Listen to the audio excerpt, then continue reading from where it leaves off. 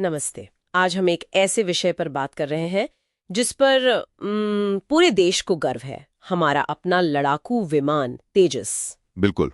लेकिन हाल ही में 21 नवंबर को दुबई एयर शो से आई एक खबर ने इस पर एक मुश्किल सवाल खड़ा कर दिया है। हाँ, एक तेजस विमान प्रदर्शन के दौरान क्रैश हो गया और हमने एक बेहतरीन पायलट विंग कमांडर नमांश सियाल को खो दिया। ये वाकई एक बहुत दुखद घटना है और बात सिर्फ इस एक क्रैश की नहीं है। नहीं। मार्च 2024 में भी एक तेजस हादसा हुआ था।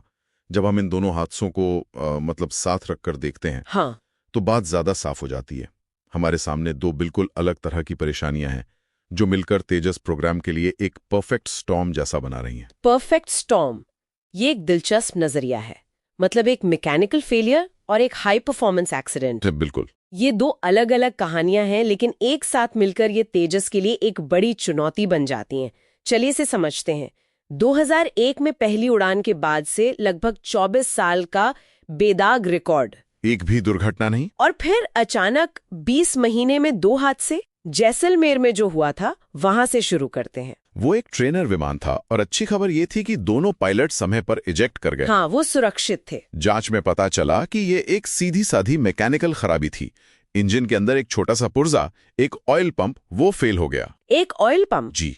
तेल की सप्लाई रुकी और इंजन बंद हो गया। मामला एकदम साफ था। तो क्या ये एक वन ऑफ घटना थी, मतलब एक पुर्जा खराब निकला, या ये एचएएल की सप्लाई चेन में किसी बड़ी समस्या का संकेत है? यही सबसे बड़ा सवाल है। क्योंकि एक छोटा सा पंप भी अगर भरोसेमंद नहीं है तो ये चिंता की बात है। बिल्कुल। क्या ये एक खराब बैच का पुर्जा था या फिर क्वालिटी कंट्रोल में कोई बड़ी चूक है?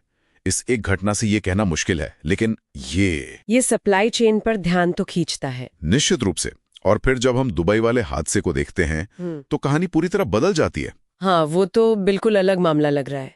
एक हाई प्रोफाइल एयर शो, दुनिया भर की नजरें, और विमान अपनी क्षमताओं के शिखर पर प्रदर्शन कर रहा था। शुरुआती रिपोर्ट्स में नेगेटिव जी टर्न का जिक्र है।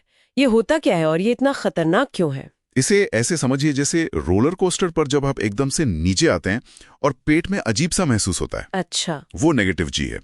एक लड़ाकू विमान इसे कई गुना ज्यादा ताकत से करता है। इसमें पायलट पर जबरदस्त दबाव पड़ता है और विमान का ढांचा भी अपनी सीमा पर होता है। तो दुबई में ऐसा ही कुछ हुआ? हाँ, विमान एक बहुत ही आक्रामक और कम ऊंचाई वाला टर्न ले रहा था जब हादसा हुआ। ये इंजन फेलियर नहीं बल्कि एरोडायनामिक्स और जी फोर्स के मैनेजमेंट से जुड़ा मामला लगता है। और सबसे दुखद बात यह कि विंग कमांडर सियाल इजेक्ट नहीं कर पाए। हमने हमेशा सुना है कि तेजस में 0-0 इजेक्शन सीट है। मतलब अगर विमान जमीन पर खड़ा हो तब भी पायलट निकल सकता है। तो फिर यहाँ ऐसा क्यों नहीं हुआ? यहाँ 0-0 का मतलब समझना जरूरी है। इसका मतलब है 0 ऊंचाई और 0 रफ्तार पर सीट काम कर जाएगी।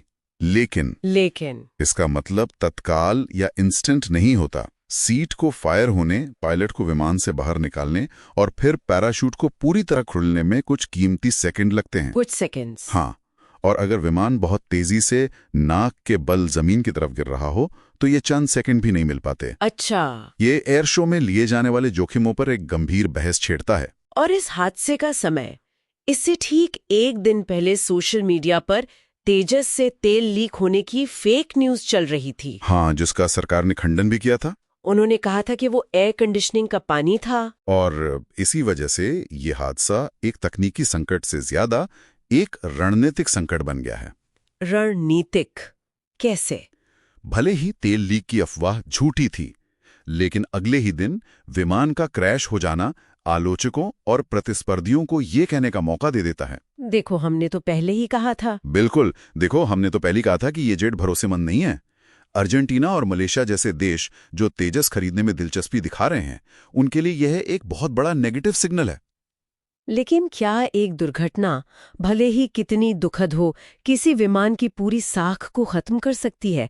दुनिया के बेहतरीन लड़ाकू विमान F-16 या रफाल, वो भी दुर्घटनाग्रस्त होते हैं। हाँ, होते तो हैं। बिल्कुल होते हैं, लेकिन तेजस अभी अपनी अंतर्राष्ट्रीय साख बनाने की प्रक्रिया में है। ऐसे समय में जब आप पहली बार अपना प्रोडक्ट दुनिया के सामने रख रहे हो तो परसेप्शन बहुत मायने रखता है। दो अलग अलग वजहों से हुए दो हादसे, एक क्वालिटी कंट्रोल पर सवाल उठाता है, दूसरा प्रदर्शन की सीमाओं पर। ये मिलकर एक ऐसी तस्वीर बनाते हैं जिसे नजरअंदाज करना मुश्किल है। तो कुल मिलाकर तेजस एक दोराहे पर खड़ा है। एक तरफ क्वालिटी कंट्रोल और सप्लाई चेन की चुनौती, और दूसरी तरफ हाई रिस्क पब्लिक डिस्प्ले के प्रोटोकॉल की समीक्षा करने की जरूरत। तो आगे क्या? कोर्ट ऑफ इंक्वायरी की रिपोर्ट बहुत अहम होगी। उसे न केवल दुर्घटना के कारणों का पता लगाना होगा, बल्कि भविष्य के लिए एक भरोसेमंद रोड मैप भी देना होगा, ताकि इस प्रोग्राम पर देश का और दुनिया का भरोसा बना रहे। एकदम सही। ये डीप डाइव विमान और उसकी तकनीक पर था, पर ये एक बड़ा सवाल छोड़ जाता है। जब कोई चीज सिर्फ एक हथियार न रहकर राष्ट्रीय गौरव का प्रतीक बन जाती है, तो उस पर उत्पादन के लक्ष्य पूरे करने और विदेशी सौदे हासिल करने का जो भारी दबाव आता है, वो जमीन पर और हवा में लिए जाने वाले फैसलों को किस हद तक प्रभावित करता है।